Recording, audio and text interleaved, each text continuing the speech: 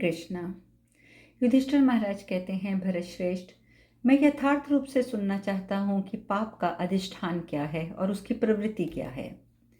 भीष्म जी कहते हैं, नरेश्वर, पाप का जो अधिष्ठान है उसे सुनो। एकमात्र लोभ ही पाप का अधिष्ठान है। वह मनुष्य को निगल जाने के लिए एक बड़ा ग्राह है। लोभ से ही पाप की प्रवृत्ति होती है। लोभ से ही पाप, अधर्म, महान दुख की उत्पत्ति होती है। शठता तथा छल कपट का मूल कारण भी लोभ ही है। इसी के कारण मनुष्य पापाचारी हो जाते हैं। लोभ से ही क्रोध प्रकट होता है। लोभ से ही काम की प्रवृत्ति होती है। लोभ से ही माया, मोह, अभिमान, उद्दंडता तथा पराधीनता आदि दोष प्रकट होते हैं। असहनशीलता, निर्लज्जता, संपत्ति नाश, धर्मक्षय, चिंता और अपयश, ये सब लोभ से ही संभव होते हैं। लोभ से ही कृपणता, अत्यंत तृष्णा, शास्त्र विरुद्ध कर्मों में प्रवृत्ति, कुल, विद्या विषयक अभिमान, रूप, ऐश्वर्य का मद, समस्त प्राणियों के प्रति द्रोह, सबका तिरस्कार, सबके प्रति अविश्वास और कुटिलता पूर्ण बर्ताव होते हैं। पराय धन का अपहरण, पराय स्त्री के प्रति बलात्कार, वाणी का वेग, मन का वेग, निंदा करने की प्रवृत्ति, जनेंद्रियों का वेग, उदर का वेग, मृत्यु का भयंकर वेग, आत्महत्या, ईर्ष्या का प्रबल वेग, मिथ्या का दुर्जय वेग, अनिवार्य रसेंद्रिय का वेग, दुस्सह श्रोतेंद्रिय का वेग, घृणा, अपनी प्रसन्नता के लिए बढ़ बढ़कर बातें करना, मत्सरता, पाप, दुष्कर्मों में प्रवृत्ति, ना करने योग्य कार्य कर बैठना, इन सब का कारण भी सिर्फ और सिर्फ लोभ ही है। कुरुश्रेष्ठ, मनुष्य जन्म काल में, बाल्यकाल में तथा कौमार और यौवनावस्था में जिसके कारण अपने बुरे कर्मों को छोड़ नहीं पाता है, जो मनुष्य के वृद्ध होने पर भी जीर्ण नहीं होते हैं, वह लोभ ही है। जिस प्रकार गहरे जल वाली बहुत सी नदियों के मिल जाने से समुद्र नहीं भरता है, उसी प्रकार कितने ही पदार्थों का लाभ क्यों ना हो जाए, लोभ का पेट कभी नहीं भरता है। लोभी मनुष्य बहुत से लाभ पाकर भी संतुष्ट नहीं होता। भोगों से भी वह कभी तृप्त नहीं होता। ना देवताओं, ना गंधर्वों, ना असुरों, ना बड़े बड़े नागों, ना संपूर्ण भूतगणों द्वारा ही लोभ का यथार्थ रूप से जाना जा सकता है। जिसने अपने मन और इंद्रियों को काबू में कर लिया है, वह पुरुष को चाहिए कि वह मोह रसित सहित लोभ को भी जीते। कुरुनंदन, दंभ, द्रोह, निंदा, चुगली, मत्सरता, ये सभी दोष अजितात्मा लोभी पुरुषों में ही होते हैं।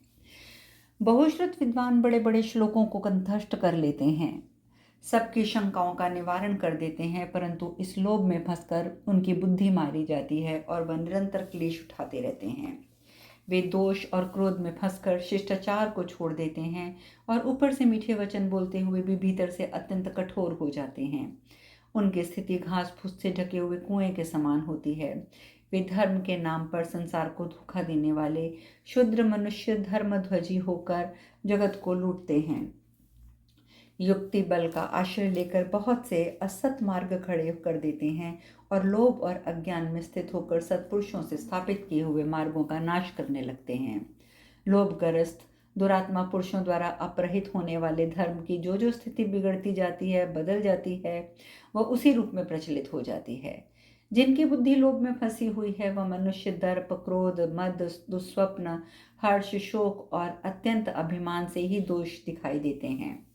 जो सदा लोभ में डूबे रहते हैं, ऐसे मनुष्यों को तुम अशिष्ट समझो। तुम्हें शिष्ट पुरुषों से ही अपनी शंकाएं पूछनी चाहिए। पवित्र नियमों का पालन करने वाले उस शिष्ट पुरुषों को मैं परिचय दे रहा हूँ, जिन्हें फिर संसार में जन्म लेने का भय नहीं है, परलोक से भी भय नहीं है, जिनकी भोगों में आसक्ति नहीं है तथा प्रिय और अप्रिय में भी जिनका रोग द्वेष नहीं है, जिन्हें शिष्टाचार प्रिय है, जिनमें इंद्रिय संयम प्रतिष्ठित है, जिनके लिए सुख और दुख समान है, सत्य ही परम आश्रय है, जो देते हैं लेते नहीं, उनके स्वभाव में सदा दया भरी रहती है, वे देवताओं, पितरों और अतिथियों के सेवक होते हैं और सत्कर्म करने के लिए सदा उद्यत रहते हैं। भरत नंदन, वे वीर पुरुष, सबका उपकार करने वाले, संपूर्ण धर्मों के रक्षक और समस्त प्राणियों के हितैषी होते हैं। वे पाप रहित के लिए, परहित के लिए सर्वदा सब कुछ न्यौछावर कर देते हैं।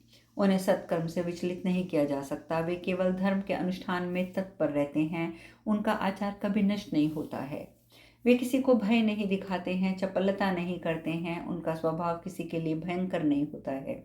वे सदा सन्मार्ग में ही स्थित रहते हैं, उनमें अहिंसा नित्य प्रतिष्ठित होती है। ऐसे श्रेष्ठ पुरुषों का ही सदा सेवन करना चाहिए। जो काम और क्रोध से रहित, ममता और अहंकार से शून्य, उत्तम व्रत का पालन करने वाले तथा धर्म मर्यादा को स्थिर रखने वाले, उन्हीं महापुरुषों का संग करो और उनसे अपना संदेह पूछो। युधिष्ठिर, उनका धर्म पालन धर्म बटोरने या यश कमाने के लिए नहीं होता है। वे धर्म तथा शारीरिक क्रियाओं को आवश्यक कर्तव्य समझा करते हैं। उनमें भय, क्रोध, चपलता, शोक नहीं होता है। कुंती नंदन, जिनमें लोभ और मोह का अभाव है, जो सत्य और सरलता में स्थित हैं, जो कभी सदाचार से भ्रष्ट नहीं होते हैं, ऐसे पुरुषों से तुम्हें प्रेम करना चाहिए। तात, जो लाभ में हर्ष से फूल नहीं उठते, हानि में व्यथित नहीं होते, ममता और अहंकार से शून्य हैं, जो सर्वदा सत्वगुण में स्थित हैं, समदर्शी होते हैं, जिनकी दृष्टि में लाभ हानि, सुख दुख, प्रिय अप्रिय, जीवन मरण समान है, जो सुदृढ़ पराक्रमी, आध्यात्मिक उन्नति के इच्छुक और सत्वमय मार्ग में स्थित हैं, उन धर्म प्रेमी महानुभावों की तुम सावधान और जितेंद्रिय रहकर सेवा करो। वे सब महापुरुष स्वभाव से ही बड़े गुणवान होते हैं। शुभ और अशुभ विषय में उनकी वाणी यथार्थ होती है और दूसरे लोगों को केवल बताने वाली होती है। इस प्रकार श्री महाभारत शांति पर्व के अंतर्गत आपद धर्म पर्व में आपत्ति के मूल भेद दोष का वर्णन करने वाला 198वां अध्याय पूर्ण हुआ। युधिष्ठिर महाराज कहते हैं, पितामह, आपने सब अनर्थों के आधारभूत लोभ का वर्णन तो किया है, अब अज्ञान का भी यथार्थ रूप से वर्णन कीजिए, मैं उसका परिणाम भी सुनना चाहता हूँ। भीष्म जी कहते हैं, युधिष्ठिर, जो मनुष्य ज्ञानवश पाप करता है और उससे होने वाली अपनी ही हानि को नहीं समझता है और श्रेष्ठ पुरुषों से द्वेष करता है, उसकी संसार में निंदा होती है। अज्ञान से ही जीव नरक में पड़ता है, अज्ञान से ही उसकी दुर्गति होती है, अज्ञान से वह कष्ट उठाता है और विपत्तियों के समुद्र में डूब जाता है। युधिष्ठिर ने पूछा, भूपाल, अज्ञान की उत्पत्ति, स्थिति, वृद्धि, क्षय, उद्गम, मूल, योग, गति, काल, कारण, हेतु, ये सब क्या हैं? पृथ्वीनाथ, मैं इस विषय को यथावत रूप से तत्व के विवेचन पूर्वक सुनना चाहता हूँ, क्योंकि ये जो दुख का उपलब्ध होता है उसकी उत्पत्ति का कारण अज्ञान ही है। भीष्म जी कहते हैं, राजन, राग, द्वेष, मोह, हर्ष, शोक, अभिमान, काम, क्रोध, दर्प, तंद्रा, आलस्य, इच्छा, वैर, ताप, दूसरों की उन्नति देखकर जलना और पापाचार करना, इन सबको अज्ञान बताया गया है। महाराज, इस अज्ञान की उत्पत्ति और वृद्धि आदि के विषय में जो प्रश्न कर रहे हो, उसके विषय में विशेष विस्तार से किया हुआ मेरा वर्णन सुनो। भरत, पृथ्वीनाथ, ज्ञान अज्ञान की बातें, या मैं यूं कहूं कि अज्ञान और अत्यंत लोभ, इन दोनों को एक समझो, क्योंकि इनके परिणाम और दोष समान ही होते हैं। लोभ से ही अज्ञान प्रकट होता है और लोभ के बढ़ जाने पर अज्ञान और भी बढ़ता है। जब तक लोभ रहता है तब तक अज्ञान बना रहता है, और जब लोभ का क्षय होता है तब अज्ञान भी क्षीण हो जाता है। अज्ञान और लोभ के कारण ही जीव नाना प्रकार की योनियों में जन्म लेता है। मोह ही निसंदेह लोभ का मूल कारण है। वह काल स्वरूप मोहात्मक अज्ञान ही मनुष्य की बुरी गति का कारण है। लोभ के छिन्न भिन्न होने से का भी कारण काल ही है। मूढ़ मनुष्यों को अज्ञान से लोभ और लोभ से अज्ञान होता है। लोभ से ही सारे दोष दूर पैदा होते हैं, इसीलिए लोभ का त्याग करना चाहिए। जनक, युवनाश, वृषादर्भी, प्रसेनजित तथा अन्य नरेश लोभ का नाश करके दिव्य लोक में गए थे। कुरुश्रेष्ठ, तुम स्वयं प्रयत्न करके इससे प्रत्यक्ष दिखने वाले लोभ का परित्याग करो और लोभ का त्याग कर इस संसार में सुख और मृत्यु के पश्चात परलोक में आनंद प्राप्त करके सुख पूर्वक विचरोगे। इस प्रकार शांति पर्व के अंतर्गत आपद धर्म पर्व में अज्ञान का महात्म्य विषयक 159वां अध्याय पूर्ण हुआ। युधिष्ठिर महाराज पूछते हैं, धर्मात्मा पितामह, जो स्वाध्याय के लिए प्रयत्नशील है और धर्म पालन की इच्छा रखता है, उस मनुष्य के लिए इस संसार में श्रेय क्या बताया गया है? जगत में श्रेय का प्रतिपादन करने वाले अनेक प्रकार के दर्शन हैं, परंतु आप जिसे श्रेय मानते हैं, जो इस लोक और परलोक में भी कारण करने वाला है, मुझे वह बताइए। भरत, धर्म का ये मार्ग बहुत बड़ा है, इसमें बहुत सी शाखाएं निकली हुई हैं। इस धर्म में कौन सा धर्म सर्वोत्तम अवश्य पालन करने योग्य माना गया है? राजन, बहुत सी शाखाओं से युक्त इस महान धर्म का वास्तव में परम मूल क्या है? ये सब बातें मुझे आप बताइए। भीष्म जी कहते हैं, युधिष्ठिर, मैं बड़े हर्ष के साथ तुम्हें सब उपाय बता रहा हूँ, तुम सुनो और तृप्त हो जाओ। महर्षियों ने अपने अपने ज्ञान के अनुसार धर्म की एक ही नहीं अनेक विधियां बताई हैं, परंतु उन सब का आधार दम अर्थात मन और इंद्रियों का संयम है। धर्म के सिद्धांत को जानने वाले वृद्ध पुरुष दम को ही निःशेषस्य परम कल्याण का साधन बताते हैं। विशेषतः ब्राह्मण के लिए तो दम ही सनातन धर्म है, और दम का अर्थ होता है अपने मन और इंद्रियों को संयम में रखना। दम से ही उन्हें अपने शुभ कर्मों की यथावत सिद्धि प्राप्त होती है। दम उनके लिए दान, यज्ञ और स्वाध्याय से बढ़कर है। दम तेज की वृद्धि करता है। दम परम पवित्र साधन है। दम से पाप रहित हुआ तेजस्वी पुरुष परम पद को प्राप्त कर लेता है। हमने संसार में दम के समान दूसरा कोई धर्म नहीं सुना। जगत में सभी धर्मों वाले उनके यहाँ दम को उत्कृष्ट बताया गया है। सब ने इसकी भूरी भूरी प्रशंसा की है। नरेंद्र, दम से अर्थात इंद्रिय और मन के संयम से युक्त मनुष्य को धर्म सदा महान धर्म की प्राप्ति होती है।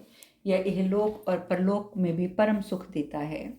जिसने अपने मन और इंद्रियों का दमन कर लिया है, वह सुख से सोता, सुख से जागता, सुखपूर्वक ही लोक में विचरता है। उसका मन सदा प्रसन्न रहता है। जिनकी इंद्रियां और मन वश में नहीं है, वह पुरुष निरंतर क्लेश उठाता है।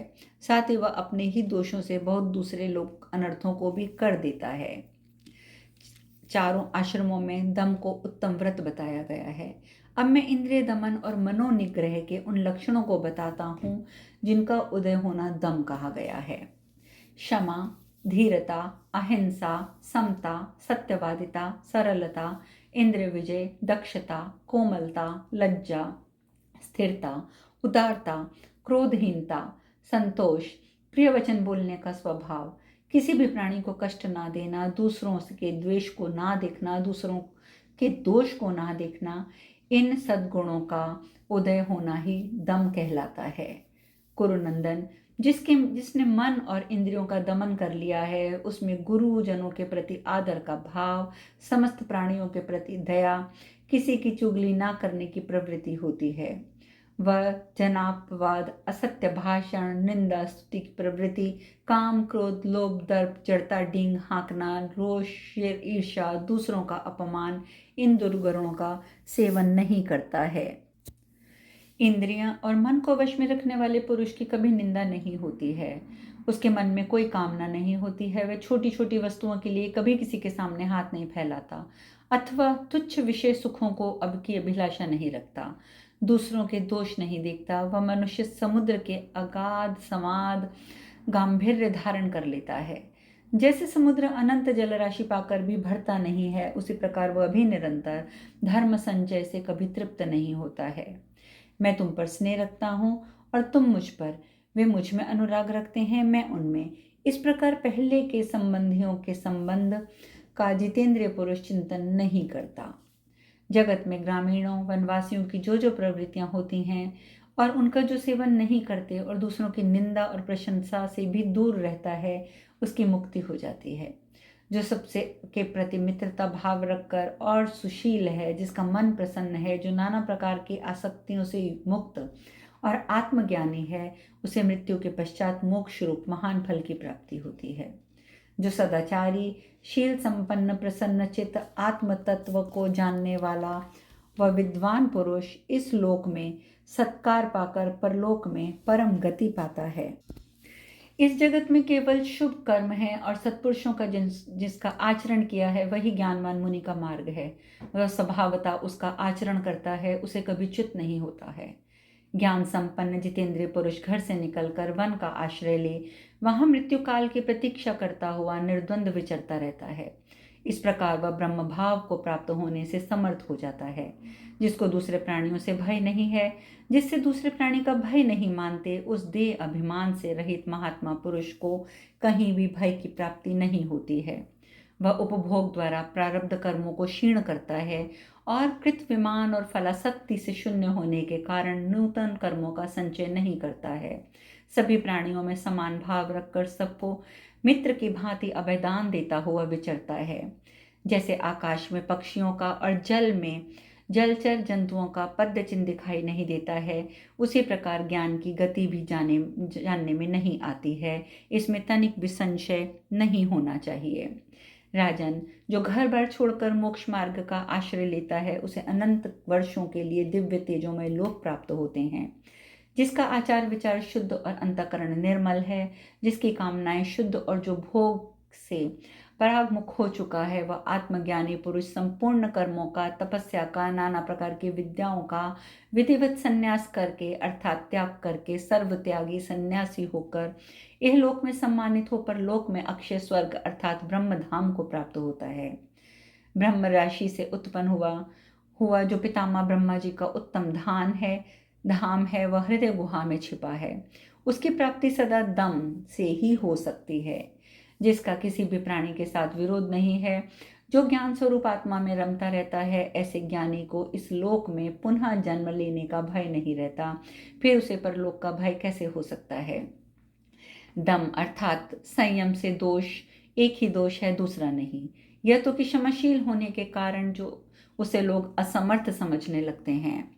महाप्रज्ञ युधिष्ठिर, उसका एक दोष भी महान गुण हो सकता है। क्षमा धारण करने से उसको बहुत से पुण्य लोग सुलभ होते हैं, साथ ही क्षमा से सहिष्णुता भी आती है। भरत, संयमी पुरुष को वन में जाने की क्या आवश्यकता है, और जो असंयमी है उसको वन में रहने से क्या लाभ। संयमी पुरुष जहाँ रहे वहीं उसके लिए वन और आश्रम है। वैशंपायन जी कहते हैं, जन्मेजय, भीष्म जी की इस बात को सुनकर युधिष्ठिर महाराज बड़े प्रसन्न हुए, मानो अमृत पीकर तृप्त हो गए। तत्पश्चात उन्होंने धर्मात्मा श्रेष्ठ भीष्म जी से पुनः तपस्या के विषय में प्रश्न किया। तब भीष्म जी ने उसके विषय में सब कुछ बताना आरंभ किया। इस प्रकार श्री महाभारत शांति पर्व के अंतर्गत आपत पर्व धर्म में दम का वर्णन विषयक 160वां अध्याय पूर्ण हुआ। शेष कथा कल। हरे कृष्णा।